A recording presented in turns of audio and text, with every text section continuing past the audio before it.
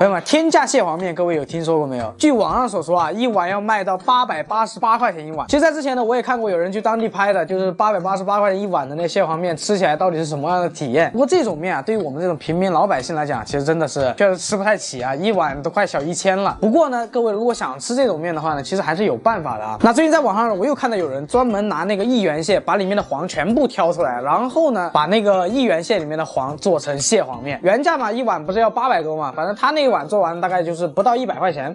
OK， 那今天这个视频呢，咱们也来体验一波啊。这里呢是我花了58块钱买的80只1元蟹，一只成本才7毛钱啊。这次我买的全部是母蟹，而且这个季节的话呢，母蟹的黄是最多的，正好拿来做那个蟹黄面啊，是超级绝子的。那今天这个视频嘛，咱们就来挑战一下，看看把这50几块钱的1元蟹里面的蟹黄全部掏出来，看看咱们能不能做成那个价值小1000元的那个蟹黄面。咱们试试看看能不能给它蒸了啊。好。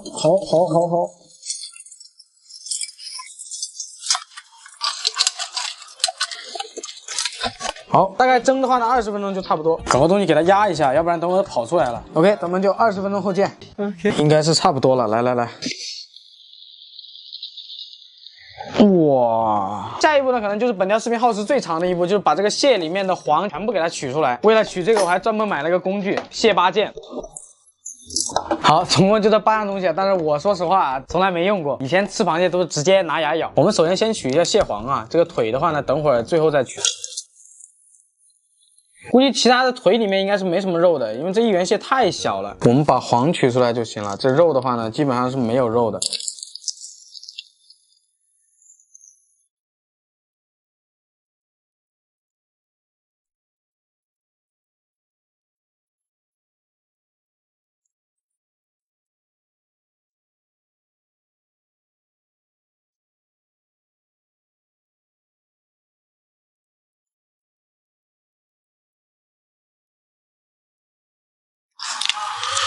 哦，结束，朋友们，我不知道我包了有多少只啊，我也没数。这手套呢已经泛黄了啊，说实话是真的累啊，总共花了我1个多小时啊，我坐在这儿啊，脚都麻了有3、4次了。朋友们，看在我这么辛苦的份上，能不能帮这条视频点赞支持一波？长按点赞就是对大新最大的鼓励，感谢。可能碗比较大的原因啊，如果拿小碗的话，这个直接就满出来了。哦，闻着真香啊。那我突然觉得，那卖800多块钱一碗的那个蟹黄面的话呢，其实贵也是有贵的道理的嘛。它去蟹黄都得花那么大的劲，你看咱们这1元蟹花了1个多小时，这人工费不得算上去嘛，对不对 ？OK， 那蟹黄取出来，这只是其中一步啊，下一步我们要开始真正的意义上来做那个蟹黄面了。首先，我们先要处理一下这个蟹黄，起锅先来那么一点点油，然后咱们直接把这个蟹黄啊全部下锅啊，接着慢慢把它炒着煸香，把这个蟹油煸出来。下一步咱们开始调个味儿啊，加一丢丢的白糖，一丢丢酱油，再来一点水淀粉勾芡啊。由于蟹肉我是没取出来的，所以导致这个看起来会稍微的红一点，因为这全部都是黄啊。不过这个闻起来真的超级之香，估计等我煮完面撒在上面，那味道嘚儿一下就上来了。来吧，下一步煮面，水开之后下面条啊。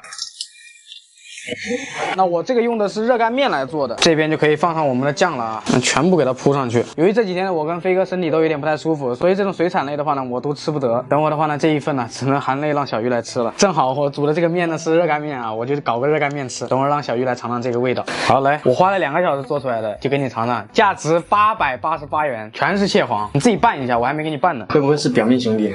不会啊，你看看你拌完，表面兄弟就指蟹黄面可以面放面，这真蟹黄面的，不骗你。可以，你赶紧尝尝，快尝尝，多吃点那个蟹黄看看。哇，YY 坚持朋友们，差不多说可以了，好吃吧？真好吃。哎，尝一个。我吃不得啊，我要吃的我就直接吃了。那今天这个省流哈，省流，哎，小鱼吃了，被小鱼吃了。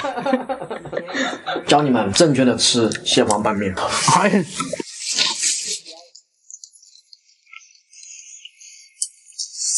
它是什么味道？就很香的那种蟹黄味。这里面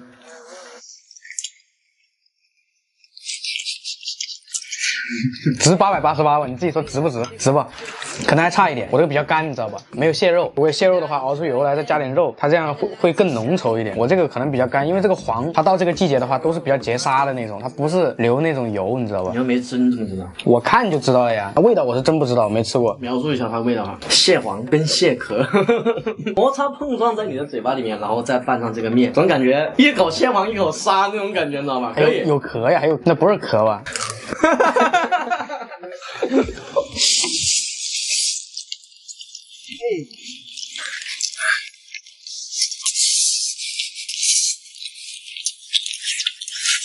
真的花了2个多小时弄出来的，这面也好吃，水煮的，这是热干面呢，有点像粉的那种劲道哈。煮的水温刚刚好，而且它面上沾着那蟹黄是吧？怎么真的搞这个呢？他也吃不得啊，他不也病了吗？就你能吃？哎呀，我不是不想叫，我要能吃的话，你俩我都不叫。我花了2个小时弄出来的，你想想，这不得让我吃爽了，再让你们来尝。你看看嘛。就你这碗面这么多蟹弄出来的，现在终于知道这个蟹有多贵了吧？不贵啊，56块钱1元蟹。我要做成这个样子啊！你做成这个样子，那手工费贵啊。可能外面卖的那个蟹黄面，它那个蟹是不一样的。我这个蟹便宜啊，一只才7毛钱。再加点辣椒就很香很香。这加辣椒它没有，其实这个吃的就是一种鲜味，你知道吗？这有鲜味吗？就是这肯定都是鲜活的，鲜活的，然后蒸的呀。好吃。它有点像什么，你知道吧？那个咸蛋黄的口感。那就是咸蛋黄，这个季节跟咸蛋黄差不多，你知道吗？对，咸蛋黄的口感，但是没有那么咸。没有那么咸，很鲜。对，好吧，朋友们，那咱们今天这个视频呢就到此结束啊。如果各位想吃蟹黄面，但是又嫌贵的话呢，可以像我这样操作一波啊，只要几十块钱你就能体验到价值888元的蟹黄面。前提是你得提前花2个小时，像我一样这样去剥壳，然后取那蟹黄啊。如果你有这份耐心的话呢，你就可以体验到啊。虽然说我也没吃到，但这口子应该看起来还是非常好吃的，都吃完了都。那确实是好吃的，不好吃他不会吃第2口，你知道吧？好吧，那咱们就下期节目再见，拜拜。各位亲爱的观众们，大家好，我是大新。今天由于工作室停电了，所以呢这期视频不得不在外面拍。本来原定计划我是想开一间旅馆，然后在旅馆里面点一下其他的外卖来吃。但是今天呢，我看了我市区里面最大的一家电竞主题酒店，有电脑还有睡觉的地方，一间是我当时花了273块钱1晚上啊。当然现在我就在这个酒店里面来给大家参观一下。这个是双人大床房的酒店，进门这里有个大的换衣镜。这里一堆吃的啊，肯定是要钱的，想都不用想。右手边呢是一个卫生间、吹风机、大的梳妆镜，哇，帅气的脸庞。然后这里是个洗澡的地方。接着主卧的话是一张大床，最强悍的呢就这个房间里有2台电脑，都是这种曲面屏的电脑哦，键盘，一个罗技的鼠标，哦，摸起来感觉还可以啊，比我那个19.9块网上买的那个好多了。接着外面的话。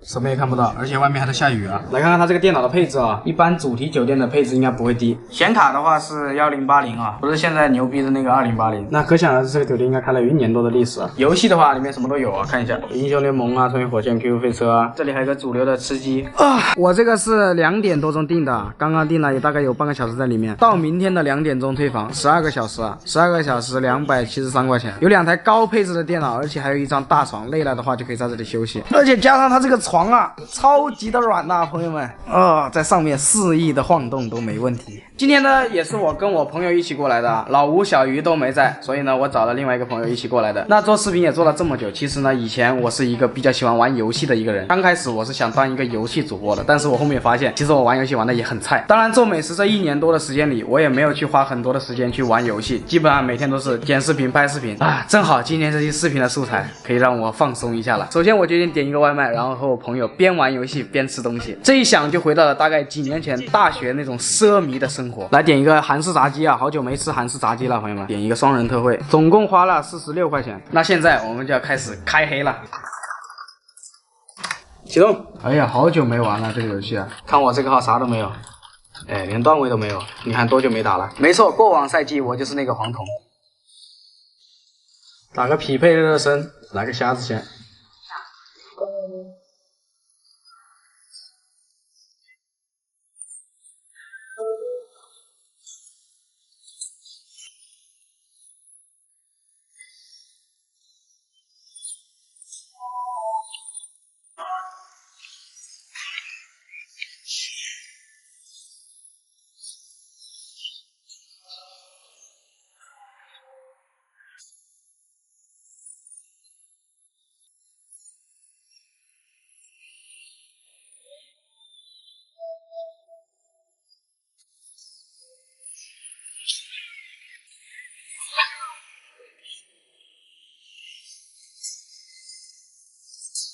总体来讲啊，它这个电脑其实是卡是一点都不会卡的，玩起来非常的流畅，而且画质的话可以开到最高。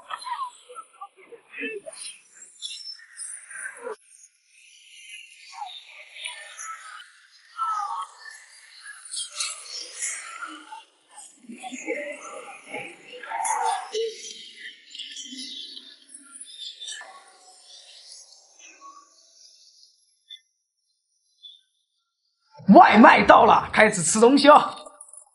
OK，nice，时隔了好久重新玩一把，哎，还蛮好玩。接着咱们来尝一下咱们的外卖，一包薯条。哇，这里就是炸鸡，看见没有？韩式炸鸡，好久没吃了，甚是怀念。菠萝皮味炸鸡啊，哇，好久没吃到这个炸鸡了，真的感觉韩式炸鸡就是酱料好吃，超级的香。哇！来，朋友们，给你们来一口啊！真香，感受到了没有？其实总体来说，这个酒店还是可以的哈，包括这边的这个床还是很软的。然后这个电脑的话，虽然不是什么主流的配置啊，但是可以看到他们是确实用心在经营这家电竞酒店，里面的配置也是能满足当面流行的所有的游戏，包括什么吃鸡啊、英雄联盟啊，都是可以满足的。所以273块钱，我觉得这个价格算是比较中规中矩的，因为这样折算一下的话，273块钱12个小时，那1个小时也就才20来块钱，20来块钱2个人一起玩，那相当于是一个人得才10几块钱，又能吃又能玩又能睡，是吧？那多爽！所以说，不知道朋友们，你们家那边有没有类似于这样的电竞主题酒店呢？有的话，可以在屏幕底下给我留言。那么好吧，以上就是咱们今天视频的所有内容。如果你喜欢我的视频，不要去关注美食啊这个账号，我是靓仔大新，记住我的帅气。我们下期节目再见，拜拜！记得为我点赞哦。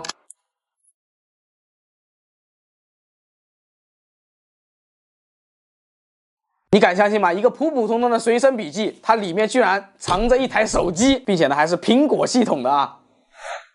最近在网上我发现了一款网友魔改的黑科技神器啊，名字叫做书本 iPhone， 宣称就是用一台 iPhone 6手机镶嵌在小书本里面改装的啊，支持 WiFi 传图，还能够查单词，并且呢还能够拍照、打游戏等等等等，加改装加手机啊，价格只需要199块钱。话不多说啊，199块钱的价格全款拿下这台手机。咱们今天呢一起来看一下，就这个手机用起来的时候呢，效果到底怎么样？所以呢，花钱的坑我替大家踩啊，免费的点赞，希望各位安排一波。感谢，这没充电线的吗？这个东西，咦呦，还真是一本书啊，朋友们！正面写的叫做《小甘随身记：高中数学公式定律》，这本书定价9块9毛钱。这前几页啊，打开之后呢，确实是那种数学公式定律啊，第一章必修常用逻辑用语，但是再往后一翻。哎，不一样了啊！直接在这里面啊镶嵌了一块屏幕。iPhone 6的话呢，其实开关呢是在侧边啊，但是它这个魔改以后呢，把开关做到了这个顶上啊。你看它这里写了字啊，开关打了个箭头在这儿啊。哎，哇，真能开啊！还真是苹果，朋友们，真的不得不感叹改装者的手艺啊。从外观造型来看，我就这样拿着，真的不知道这就是一台手机。包括4个侧边，你看啊，根本就看不出来痕迹。除了这个地方啊，有一个充电口，然后反面的话呢，这里有一个摄像头啊，但是我拿手一挡住啊，那基本上就看不出来，对吧？好啊，已经开机了。手机呢，看了一下是 iPhone 6手机啊，然后版本的话呢是 iOS 12.48，容量的话呢是16个 G 啊，而且呢是一台国行的手机。电池的话呢，它也换过了啊，电池容量只有72%，所以这个电池不经用啊，朋友们。那毕竟这就是一台魔改的手机啊，所以说咱们也不要追求那么多东西啊。然后改完以后啊，它这个指纹解锁呢是直接用不了啊。我看看它能不能锁屏哈，锁屏的话应该是按这上面啊。哎，真能锁啊！再按一下，哎。就开了，但是你要进去的话呢，就必须得通过这个东西啊，点一下啊，它才能进去，要不然的话你是进不去的。你别说啊，这个拿在手上，我个人觉得真的不算是特别重啊，称完以后总重量只有110克啊。但是我说实话啊，它这个厚度做的还挺厚的，它底下这一块啊，全部被它用胶水给打住了啊，所以说翻不了几页，它立马就能露出手机，这一点还是不太好啊，不容易隐藏。如果能够再做到中间的话，就会稍微好一点。首先先插一下电，看看它能不能充电哈，因为它这个改装完之后，不知道这个尾插能不能有用啊，从这底下插进去就行啊。哎，能充电啊，显示正在充电。你看这个插头啊，多出来了这么多。OK， 来看一下能不能连 WiFi 啊。哎，没有什么问题，可以正常连 WiFi。接下来呢，我们再用上这个手机啊，来测试一下游戏性能啊，就看看这魔改之后的 iPhone 6啊，它打起游戏来是一种什么样的体验啊。我们就装一个王者荣耀试一下啊，看看能不能玩哈。我的天呐，装的时候就发现一个问题啊，就是太烫了这后背，不得已啊，用了个冰啤酒散热啊，终于把它给装完了。但是打开又发现一个问题，没有内存啊，这个内存啊都已经变成700多兆了啊，完全是不够内存的。光是系统这里就占了6个 G 啊，我把所有的能删的全都删了啊，还是装不了，所以没办法，这游戏是打不了了，只能做一点别的事情。因为16G 的手机放到2023年这个时候啊，光一个游戏就得占10多个 G 啊，所以说这完全是不够用的啊。你看它这里啊，和平精英标的是3G 对吧？王者荣耀标的是2.9G，但实际上装完啊，根本就不可能的事情。下是能下啊，但是更新完以后啊，那内存完全就不够，所以说咱们只能玩一点其他的啊。你看看又过热了，弄瓶冰啤酒啊，再敷一下。哎，别说啊，这冰啤酒果然还是有点用的。你看我随便再装几个软件啊，装软件的时候啊，这顶上你看38度，看见没有？这里是最高的，就离摄像头位置最近的这里，温度最高。就目前来看啊，刷视频是问题不大啊，但是也是比较卡的。你看，这滑上去，这个明显的卡顿，而且它这个没声音啊，这是我刚发现的啊。我的音量是打的最高的啊，它没有声音，喇叭估计被它给拆掉了啊。而且这四边呢，除了充电口的位置就没有孔位啊，估计手机卡也插不进去。刷视频的时候呢，也是很卡的啊，半天加载不出来。主要原因我觉得可能就跟温度有关系啊，这温度太高了啊，导致压不住。不过你别说啊，这女的长得还挺。那玩游戏啊，他就只能玩这种普通的游戏啊。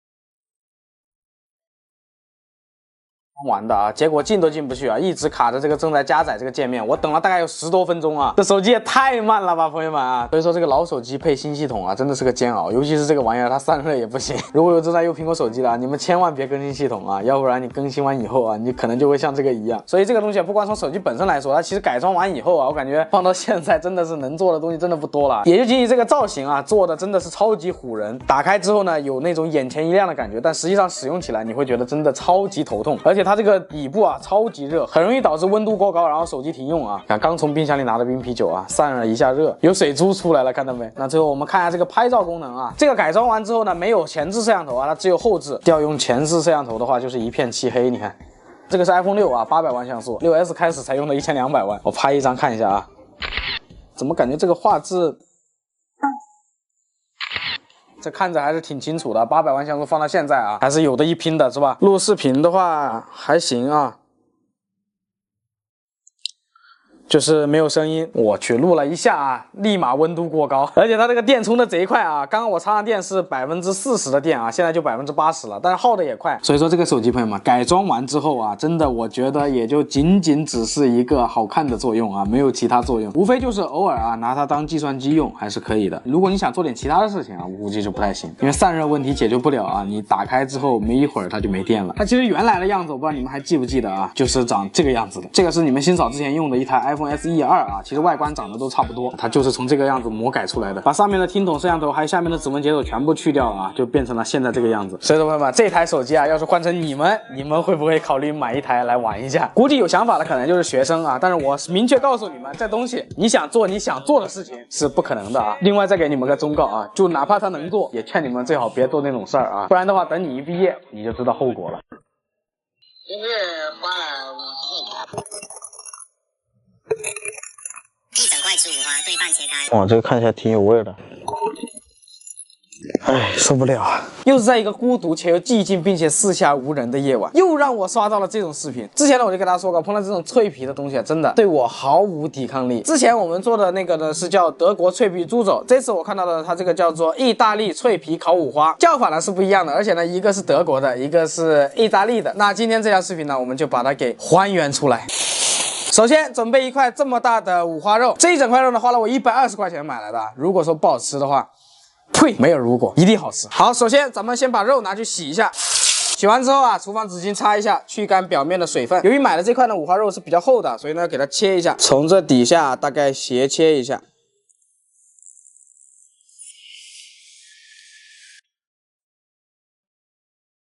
OK， 切成这个样子就可以啊，像是翻书一样可以翻开的啊。好，然后再打一个花刀。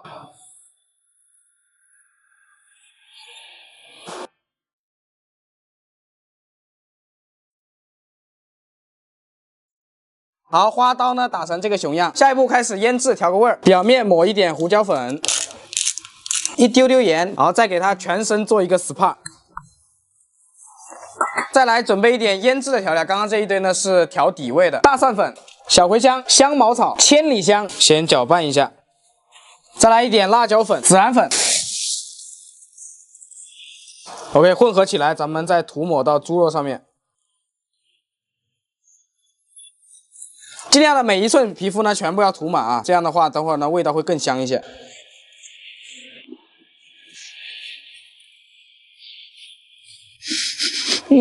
真香。然后接着呢，我们再来对折一下啊，给它卷起来。然后咱们准备棉绳啊，打个屠夫结。朋友们，扎这个绳子呢，整整扎了我1个小时啊。不过这个样子呢，算还是比较 OK 的啊。每一圈呢都捆起来，等我们烤完之后呢，这个皮呢就会鼓起来，然后再一刀切下去。啊，我已经能想象到那个味道了。下一步呢，就跟烤那个脆皮五花肉一样啊，这个皮呢，我们是要用牙签扎一下的。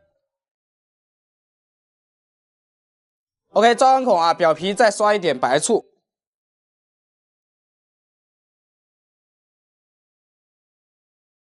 好，烤箱预热好150度，你给它放进去。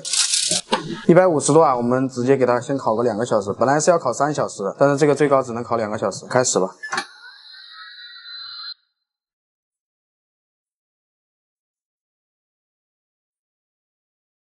OK， 这个呢是烤了2个小时之后的样子啊，表皮已经硬了，底下呢有非常多的油，这么多油，我的天！继续预热150度，让它再烤1个小时。1小时后见。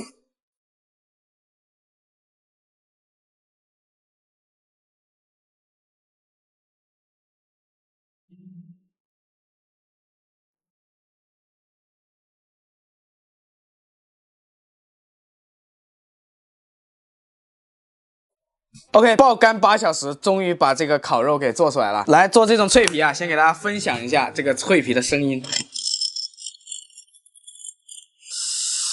啊，就为了这个声音，哪怕做10个小时、20个小时，我都愿意啊。这个线呢，是我烤完之后呢自己去掉的啊。不过没关系，它这个吃法呢，就是按照线勒的痕迹呢，然后咱们用刀给切开。OK， 那咱们就直接切啊。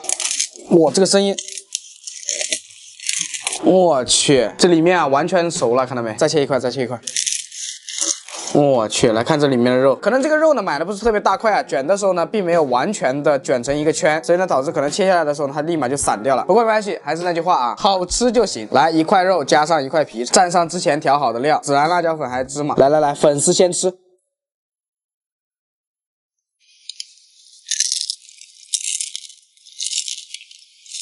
哇，香啊！哇，这个味道也太好了吧！吃起来的话呢，基本上不会有太多的油腻感，而且呢这个肥油的话呢，在你嘴巴里面配上这个肉还有表皮，一口下去又脆又酥，然后呢在你嘴巴里面爆油的那种感觉，哇，真的难以想象，真的超级好吃，肥瘦相间。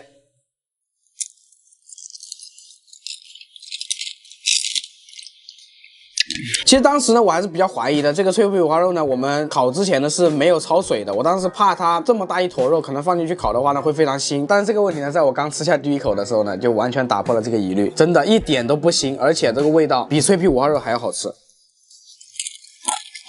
来，咱们再调一下这个，看看这个黑胡椒汁调上去好不好吃啊？撒一点上去。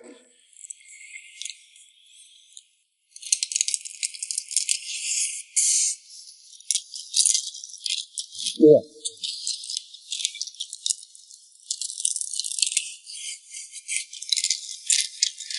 你看这个脆皮啊，咬开之后呢，它这个有些都碎掉了，就跟那个焦糖一样，看到没？好，黑椒的吃完了，咱们再配一点吐司面包，因为这个呢切开是比较碎的，我们再配一点吐司面包的话，理论上咱们就可以把它做成脆皮肉夹馍，这些稍微剁一下。好，准备吐司，肉放上去，来点肥的，再淋一点酱汁啊，盖一层。好，意大利脆皮五花板肉夹馍制作完成，来，尝一下。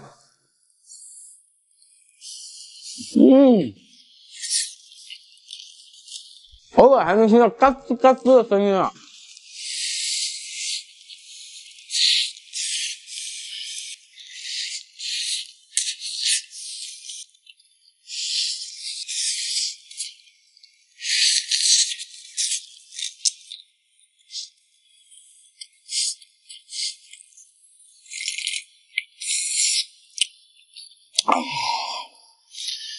没。那总的来讲，其实花了8小时做的这个意大利脆皮五花是非常成功的。这么大一块并且非常完整的五花肉啊，能做成这个味道，其实我觉得真的已经非常满足了。那剩下的呢，就拿出去啊，给他们一起分享。OK， 那咱们本期视频呢就到此结束。如果各位觉得这条视频呢还可以的话呢，不要忘记帮大新点一波关注，并且呢3连支持一波本条视频。你们的支持呢就是大新做视频最大的动力，感谢各位。好吧，那咱们就下期节目再见。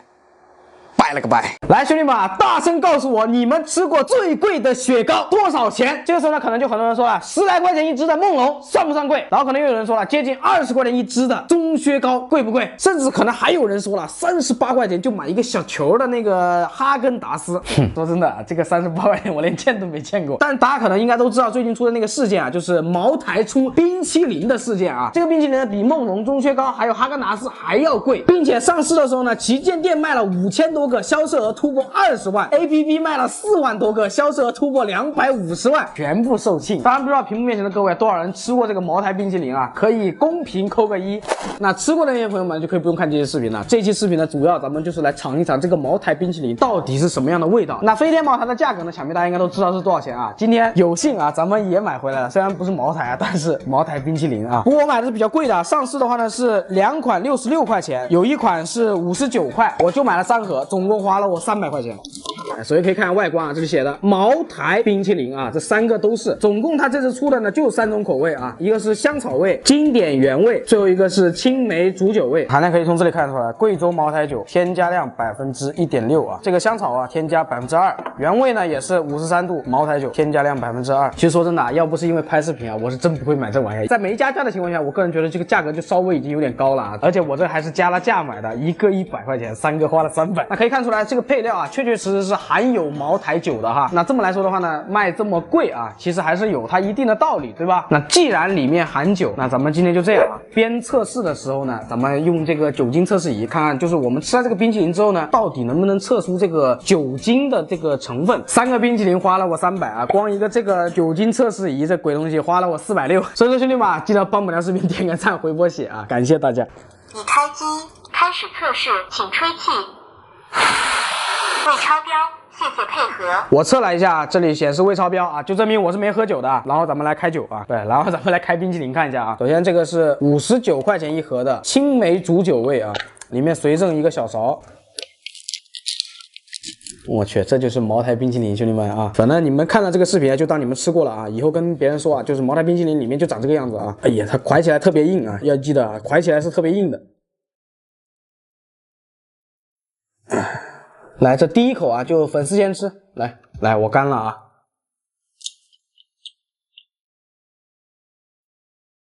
我去，它入口下去一股那种奶香，外加青梅的那种味道，其实隐隐约约能尝得出来，里面是有酒的哈，真的是有酒。闻着闻不出来，但是尝能尝得出来，里面确实是加了酒在里面。再来一口啊！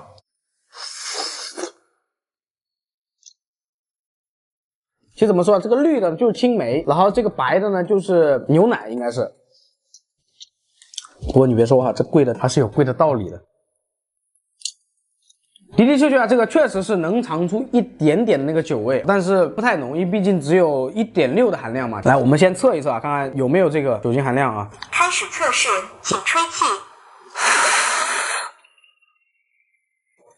超标！我去，79啊，79，就光吃了2口啊，79毫克。他这里说了，饮酒驾车的标准呢是大于或者等于20毫克100毫升，小于80毫克100毫升。那我们吹的是79，那就属于是饮酒驾车的标准啊。那醉酒驾车呢就是大于或者等于80，就差1啊，就差1毫克。但是多吃几口，真的，它这个酒味会越来越明显，越来越明显。尝起来啊，以后慢慢吃，这个贵的可不能一口气吃完了都。来，第2款，咱们看一下这个香草口味啊，这个香草口味的含量是2%，飞天茅台，撕开纯白的啊，大家以后就知道了啊。香草口味的，它里面就是那种奶白色。好，同样第1口啊，来，粉丝先吃啊，我感觉我现在都有一点点那种飘飘然的那种感觉，香草味啊，来。这不愧是2%啊！这个一入口啊，就很明显能尝出这个酒的味道。香草味其实我觉得并不算特别的重，这个入口真的比较浓的那个酒的味道。这款口感呢，吃起来其实是比较细腻的，但是它没有那个青梅煮酒那种比较奇特的那种酸酸甜甜的那种味道。香草味其实吃不太出来，因为我个人觉得应该是被它这个酒给盖过了。来，咱们再测试一下，刚刚是79毫克，对吧？我其实现在我都觉得有一点点上头了，因为这里面毕竟是白酒。开始测试。还是79，这款的味道，我个人觉得没有这个青梅煮酒的好吃。虽然是含量2%啊，卖价66块钱一个，这个就稍稍微微的差点意思。来，最后一款啊，这个是经典原味的啊，这个外观其实做的就跟那个茅台的那种颜色一样，红的啊。跟那香草味长得一样的颜色，但是这个盒子这个包装，我个人觉得比前两个稍微好看一点，写的这个字啊，茅台就感觉正统的那种样子。这个也是同样啊，含量是2%的飞天茅台白酒啊。来，第一口还是粉丝先吃。哎，这两个味道，我个人觉得这是一样的，香草味跟原味没什么区别，真的。真的一点区别都没有，就是奶香，然后外加一点点那种酒香，都差不多。个人觉得几乎相同啊，一个香草味，一个原味。这个青梅煮酒我再尝尝，我个人觉得这个更好吃一点，它里面有这个绿色的青梅果酱啊，稍微酸一点。其他的我感觉都差不多，就是里面有这个酱。那除了外面有这个酱的话呢，里面啊几乎都差不多，3款啊都差不多。最后一下我们再吹一下，刚刚吹了2下是79，对吧？开始测试，请吹气。最后测一次啊。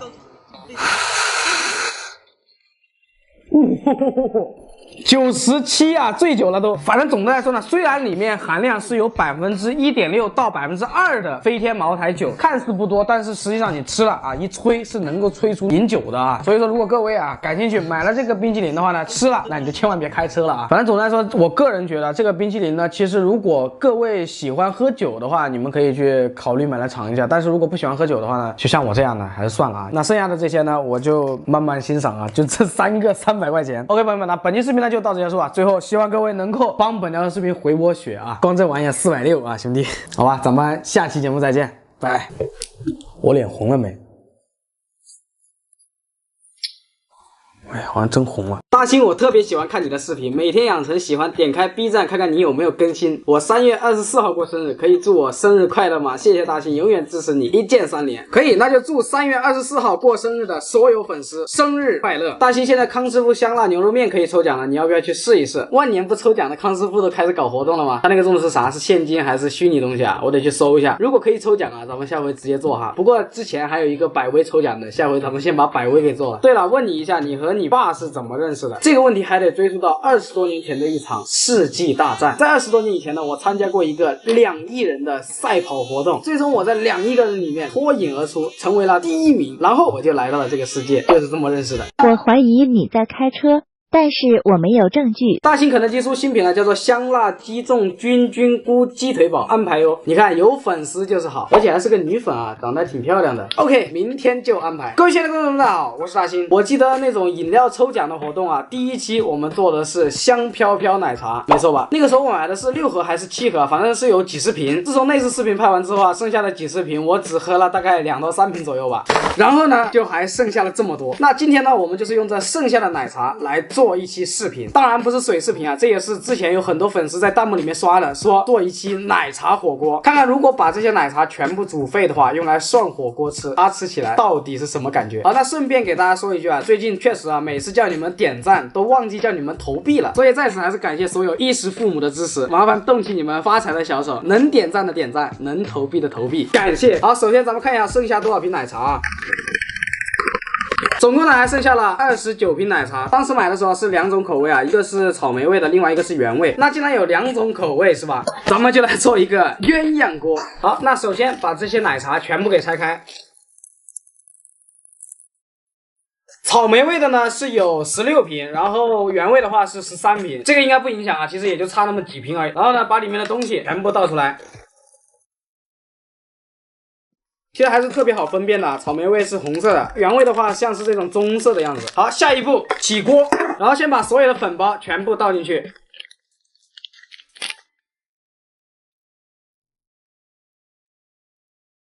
我去，这是13杯奶茶的粉末啊！你们能想象得到吗？都快装满了，我的天呐！这一锅里面大概半锅全部都是粉末。接着呢，草莓的也全部放进去。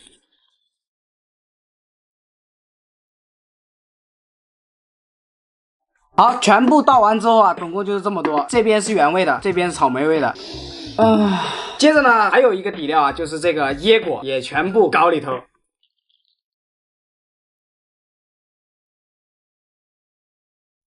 锅里加水，边加水的时候咱们还得边搅拌，因为底下全部都是奶茶粉。当然冷水搅拌可能会结块，尽量把它全部搅匀了。我去，朋友们，真的是感觉粉子加的太多了，而且看着这个颜色好像不太友好的样子，筷子放在上面都能飘起来。既然都做了这一步啊，那咱们还是继续往下做吧。下一步，把火锅煮沸。煮的时候咱们边搅拌，尽量让底下的粉末不会煮糊。底料做好了，咱们下一步开始涮料。2盒羊肉卷，2盒牛肉卷，奥利奥加抹茶粉。为了这个锅啊能有一点点的区别，所以呢，咱们把这个抹茶粉倒到原味锅里面。哇，贼香啊！那这个原味锅呢就变成了抹茶锅，这里呢还是草莓锅。接着把装饰放进去。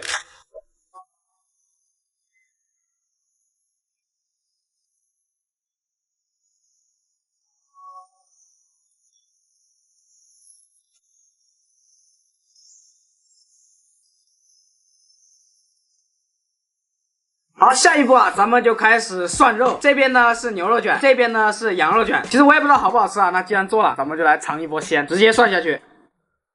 基本上烫一下就熟了，不过看这个颜色啊，跟火锅的是不太一样的啊。来，粉丝先吃，闻起来都带奶茶香。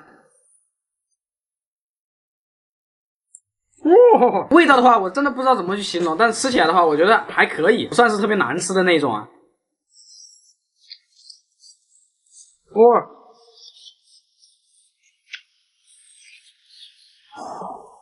确实，我觉得味道还可以。对比上次香菜火锅的话，我宁可吃这个奶茶火锅。这个呢，只是吃起来是那种奶茶口味的，就普通的那种奶茶味。但上回的香菜火锅，我确实说实话，如果不蘸酱的话，确实超级难吃。来给你们看个肉啊，用奶茶煮出来之后，它这个颜色是那种褐色的，并不是那种火锅底料煮出来那种白色，里面也是吸收了非常多的奶茶。1盒肥羊全下完了，都在这，咱们先吃啊。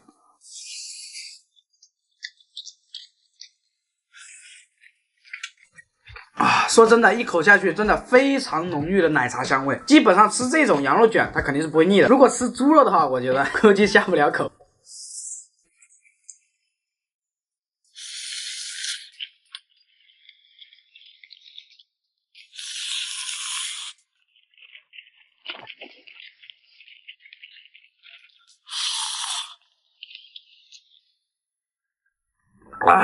奶茶火锅就上半码饮料，吃起来就是一个字爽。接着咱们来涮肥牛卷。好，这就是烫好的牛肉卷，看样子啊就像是奶茶锅里出来的。这个牛肉的也还可以。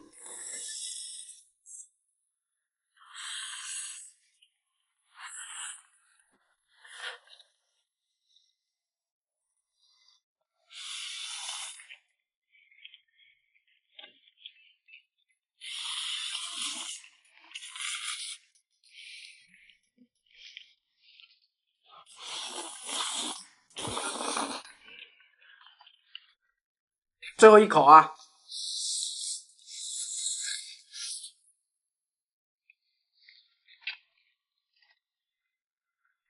吃完1盒肥羊卷，1盒肥牛卷。其实总体来讲，我觉得这个奶茶火锅啊，也不算是难吃啊，就像是我之前做过的一期奶茶煮饭一样，它那个饭吃起来就相当于是那种甜粽子的味道一样。总的来讲，其实我觉得还算是可以吧。但是对比重庆火锅的话，我个人认为还是重庆火锅的好吃。那剩下的这2盒咱们就不吃了，留着以后做一点正常的火锅吧。好吧，那么以上呢就是咱们今天视频的所有内容。如果你喜欢我的视频，别忘记关注美食哼啊这个账号。我们下期节目再见，拜拜。Thank you.